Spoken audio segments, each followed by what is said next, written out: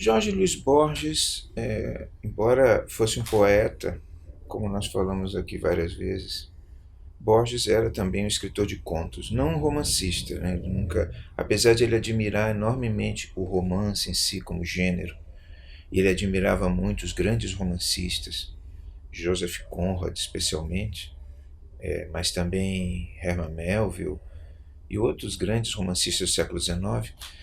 Borges era principalmente, do ponto de vista da narrativa, do contar história, um autor de contos. E seus contos também foram notáveis. Né?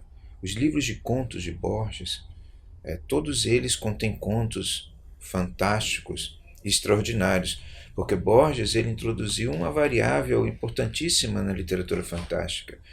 A estranheza, como nós já falamos aqui, o fantástico é uma experiência de estranheza ao ler ou ao presenciar uma narrativa desse teor, né? Você sente que as coisas são iguais por um lado e você não sabe explicar muito bem por que são diferentes.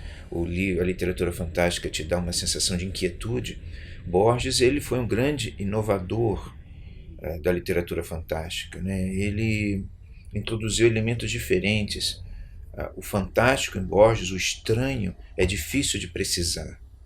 Ele tem um conto em homenagem a H.P. Lovecraft, que foi um escritor de terror, nós diríamos assim, fantástico americano, que é um dos poucos onde você consegue perceber que existe alguma coisa sobrenatural em Borges, mas mesmo assim é muito ambíguo.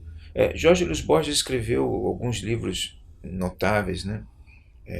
Eu vou falar apenas de 3 livros de contos, ficções, o Livro de Areia e o Aleph. Esses 3 livros, eles contêm todos contos muito interessantes, mas vou destacar apenas alguns deles. O Livro de Areia, o conto mais interessante, ao meu ver, é o conto que dá título ao livro. É a história de um livro, ele compra esse livro de um vendedor de livros usados. É um livro que não termina nunca. É um livro cujas páginas, por mais que você abra o livro, por mais que você vá lendo, você nunca encontra a página que você viu e você nunca chega ao final do livro. Há sempre uma página próximo da capa que sempre pode ser aberta. O Livro de Areia é um livro impossível, é um pesadelo para qualquer leitor, na verdade, e é um livro que a pessoa que o vende como se estivesse passando adiante uma maldição. O livro é ilegível porque está escrito numa língua com caracteres incompreensíveis e ele tem uma, algumas poucas ilustrações também enigmáticas. O Livro de Areia perturba de tal forma aquela pessoa que o compra, que é o próprio Borges, né, que ao final ele decide livrar-se do livro, como quem havia vendido para ele se livrou. Né?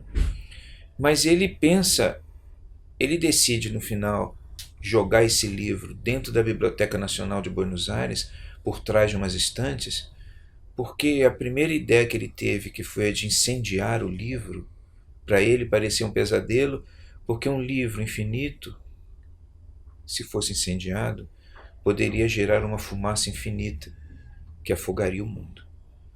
Então, esse tipo de elemento, esse tipo de história típica de Borges, né, principalmente porque tem como objeto os livros, as coisas que estão nos livros, é muito interessante. E Borges era também um teórico da literatura fantástica, e no princípio do Livro de Areia, ele comenta assim: o Livro de Areia, a literatura fantástica, diz Borges, ela parte do princípio de que aquele que está lendo tem que inicialmente estabelecer uma relação de verdade com o que está sendo dito.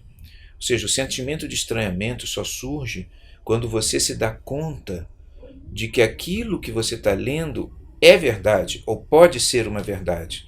E aí o estranhamento vem, e isso é que te perturba. E Borges diz que, no caso do Livro de Areia, não era necessário ele utilizar qualquer estratagema para dizer que aquela história era verdadeira. porque era uma verdade, segundo Borges. Aquilo realmente aconteceu. Então Borges ele era também uma pessoa que refletia sobre a natureza daquilo, sobre a natureza, nós diríamos, técnica daquilo que ele escrevia, de como ele contava a história.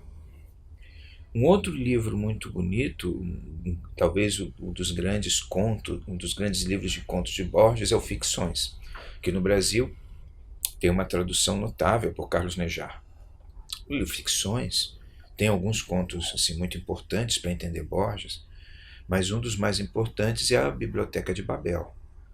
Ele concebe um mundo alternativo, nós diríamos assim, uma realidade paralela, que é constituída aonde tudo que existe é uma gigantesca biblioteca.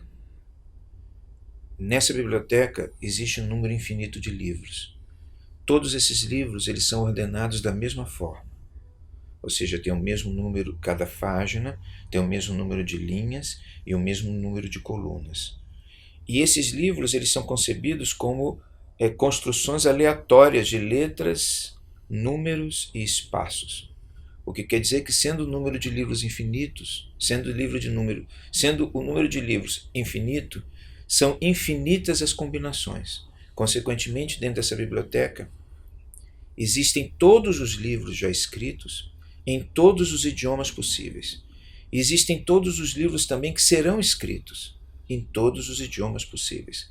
É claro que a maior parte dos livros são combinações aleatórias, sem nenhum sentido. Mas uma grande fantasia que existia dentro dessa biblioteca era encontrar o catálogo da biblioteca, que deveria existir. Aliás, vários catálogos, mas um deles certamente o verdadeiro. Então, a Biblioteca de Babel é uma reflexão sobre o mistério dos livros, né, colocado dessa forma, ou seja, em parte uma construção humana, em parte uma construção do aleatório. Então, o Ficções, ele tem também um outro conto também relevante em Ficções, que é o Ruínas Circulares, que é onde se descreve uma pessoa que se dirige para ruínas, e lá ele, com o objetivo de realizar uma cerimônia sacrificial, e lá ele se dá conta de que ele era sonhado por outra pessoa, de que aquilo era um sonho. A sua própria existência não era uma existência real. Esse é um tema comum em Borges, que é da natureza da realidade. Até que ponto a realidade ela é real ou se ela é um sonho. Porque é muito difícil distinguir, quando sonhamos, o que é real e o que é sonho. Na verdade, no sonho tudo é real. Então Borges se pergunta se na realidade tudo é sonho. Um outro livro importante de Borges é o Aleph. O Aleph tem vários contos notáveis, mas eu chamo a atenção para um especialmente, que é o Imortal, que é a história de uma pessoa, um centurião romano, um tribuno romano, que ainda em Roma Imperial, ele busca a cidade dos imortais e lá ele alcança a imortalidade. Mas a vida do imortal é uma vida infinita e uma vida de pesadelo. E ele reflete muito sobre o que significa a não mortalidade. Borges sempre dizia assim que a mortalidade é uma experiência basicamente estatística.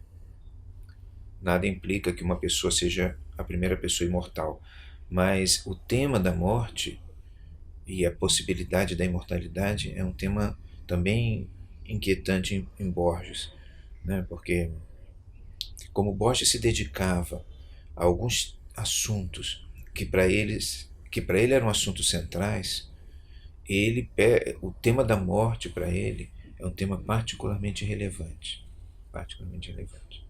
Então, esses 3 livros, o Aleph, Ficções e o Livro de Areia, são 3 livros de contos de Borges, onde nós encontramos Borges no seu estado assim mais maravilhoso do ponto de vista da sua imaginação. Borges também tinha um fascínio muito grande, ele escreveu e falou várias vezes sobre isso, sobre a possibilidade de um encontro dele com ele mesmo em diferentes momentos da vida. Isso é um tema recorrente e inspirou a ele, ao que me consta, pelo menos 2 narrativas, né, sobre o acaso de uma pessoa, dele mesmo se encontrar com ele mais velho, por alguma fatalidade fantástica da natureza. Então a leitura de Borges é uma leitura muito interessante, né? E os contos dele continuam sendo o suprassumo, a coisa mais importante, um dos momentos mais notáveis da literatura fantástica.